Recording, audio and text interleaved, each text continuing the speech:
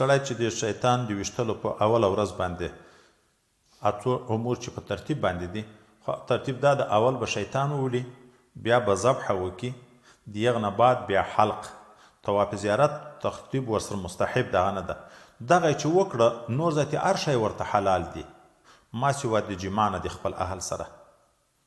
چې حلق یې وکړو، شیطان یې وویشت، حلق یې وکړو، نو درې سره نور امور ورته روا دي. حضرت عایشې به په دغه وخت کې حضرت نبي کریم صلی الله علیه وسلم باندې خوشبویي وله.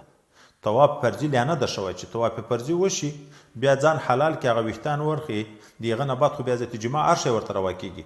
خو چې طواف فرضي لا نه شوی، جما نه ده ورته روا، چې هلته یې شیطان وویشت، ذبحه یې وکړه، حلق یې وکړو، نور هر شی روان دي، خوشبویي استعمالول هم روا دي.